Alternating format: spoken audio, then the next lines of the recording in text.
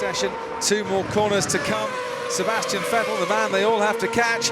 This is the time that he set them, a 1:42.8. Provisional pole for Sebastian Vettel, because Mark Webber, his teammate, can do a 1:43.4. Behind him, Lewis Hamilton, the next driver to cross the line, goes 4th fastest, almost a second down. Romain Grosjean, 5th fastest, almost that same second down as well. Sebastian Vettel really has laid down a marker with that lap. On the grid in the first couple of corners.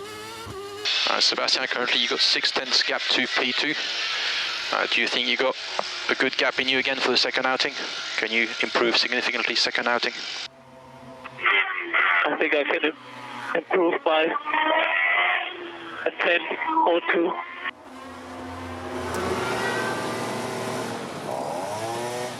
But with 1 minute and 50 seconds to go, the decision has been made at Red Bull.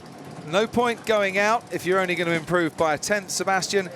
You stay in the car, we'll save another set of the super soft tyres.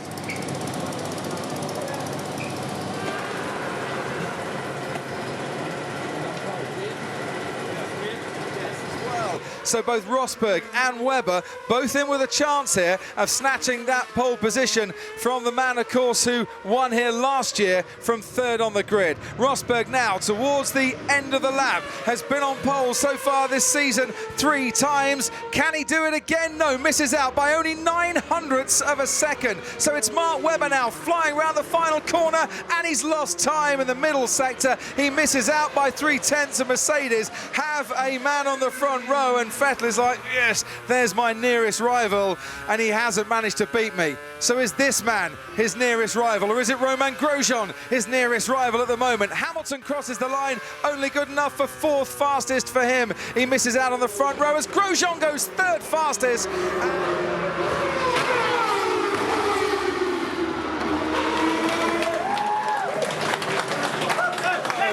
But it's pole position for the man who could sit out the final part of qualifying 3, and it's pole position number 41 in Formula 1 for the number 1, Sebastian Vettel. He could be world champion one day, that boy. Team. Sebastian, biting your nails at the end there. You took the decision not to go out and do a final run. Does it sit comfortably with you, being a gambler?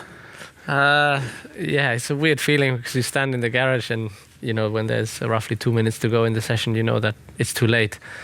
But then it's much worse when you see the others at their final attempt and there's nothing you can do because you stand in the garage. So I was watching the sector times very closely with obviously Romain, Nico and Mark in particular. And yeah, Mark started with a purple sector 1, very close in sector 2. Then Nico had a purple sector 2. Then Roman had a purple sector 2.